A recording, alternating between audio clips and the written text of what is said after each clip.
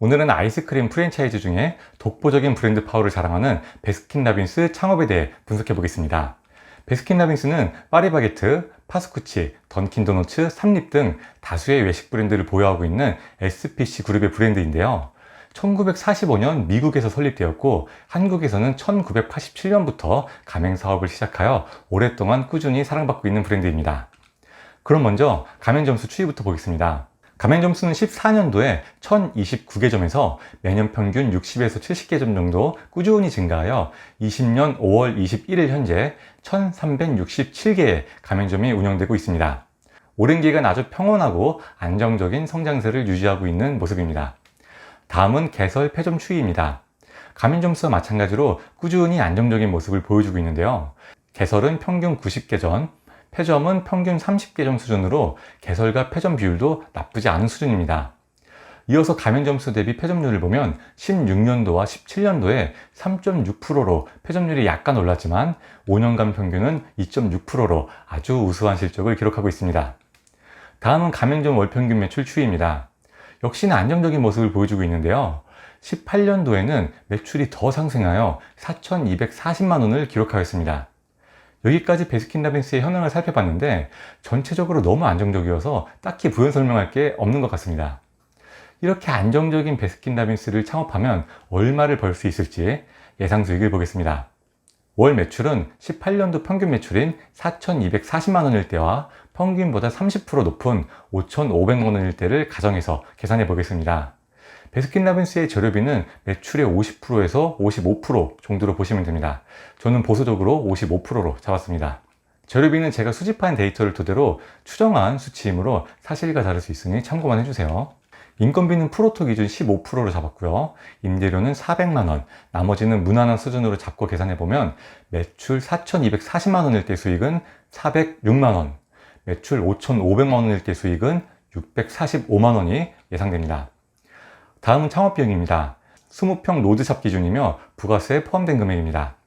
예치금 합계는 1,845만원으로 베스킨라빈스의 명성에 비해 높지 않은 수준입니다. 하지만 개설비용 합계는 2억 625만원으로 매우 높습니다. 인테리어비는 6,600만원인데 평당 330만원으로 꽤 높은 편입니다. 특히 판매 장비는 7,700만원으로 창업비용에서 큰 비중을 차지하고 있습니다. 나머지 개설비용도 적지 않은 수준이고요. 이어서 권리금 보증금 합계는 1억 5천만 원으로 예상했는데요. 베스킨라빈스는 매장 위치가 특 A급이 아니면 오픈을 안 해주기 때문에 신축 상가로 들어가지 않는 이상 최소 1억 원 이상의 권리금이 예상됩니다. 제가 예상한 권리금 보증금은 상황에 따라 많이 다를 수 있습니다. 이렇게 해서 창업비용 합계는 총 3억 7,470만 원이 예상됩니다. 다음은 경쟁 브랜드입니다. 나뚜르가 한때는 베스킨라빈스를 살짝 견제하는 세력으로 급부상했었는데요. 한동안 고전을 면치 못하다가 현재는 매장이 53개점밖에 남지 않았습니다. 가맹점당 월평균 매출 역시 나뚜르나 하겐다즈 모두 베스킨라빈스의 상대가 되고 있지 않습니다. 사실상 아이스크림 프랜차이즈는 베스킨라빈스가 독점인 상태라고 보여집니다. 여기까지 분석한 내용을 토대로 베스킨라빈스 창업의 강점과 약점에 대해 살펴보겠습니다. 강점부터 보면 첫 번째는 독보적인 브랜드라는 점입니다. 앞서 언급한 것처럼 아이스크림 프랜차이즈를 거의 독점하고 있기 때문에 경쟁에 대한 부담감이 상당히 적습니다. 경쟁업소가 들어오면 나눠먹기 걱정을 해야 하는 게 대부분의 자영업자인데 그런 걱정을 덜 수 있다는 건 엄청난 매력이겠죠.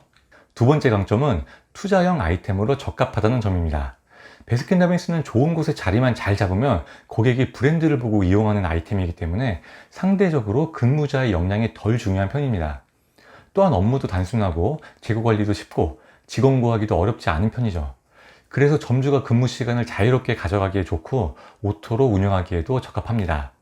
세 번째 강점은 매우 안정적인 브랜드라는 점입니다. 베스킨라빈스를 프랜차이즈계의 공무원이라고 지칭하는 분들도 있는데요. 30년 이상 검증된 브랜드이며 한번 창업해 놓으면 꾸준한 수익이 보장되기 때문입니다. 다음으로 베스킨라빈스 창업의 약점에 대해 살펴보겠습니다. 가장 아쉬운 점은 신규 출점이 어렵다는 점입니다. 베스킨라빈스의 신규 출점이 어렵다는 얘기는 제가 2015년도부터 지금까지 계속 들어왔던 얘기인데요. 그래도 매년 평균 90개점이라는 적지 않은 가맹점이 개설되고 있는 걸 보면 적극적으로 찾아 나서는 분들에게는 가능성이 열려 있다고 생각합니다. 기존 매장을 인수하는 방법도 있고요. 두 번째 약점은 손목과 허리에 무리가 온다는 점입니다. 베스킨라빈스 점주나 직원분에 따르면 허리를 숙이고 딱딱한 아이스크림을 푸는 것이 생각보다 힘들다는 의견이 많은데요. 베스킨라빈스 손목이라는 키워드를 검색해보면 골병 들어서 병원 치료를 받고 있다는 알바생 후기도 적잖이 볼 수 있습니다. 그래서 알바생을 뽑기는 쉽지만 일반 카페에 비해 퇴사율이 높을 수 있다는 점도 염두에 둬야 합니다. 세 번째 약점은 높은 개설 비용입니다. 그래서 투자 비용 대비 높은 수익을 올리고 싶은 분들보다는 투자 비용이 많이 들더라도 안정적인 창업을 희망하는 분들께 더 적합한 아이템이라고 볼 수 있습니다. 여기까지 베스킨라빈스 창업에 대해 알아봤습니다. 창업을 준비하고 계신 분들께 도움이 되셨길 바랄게요.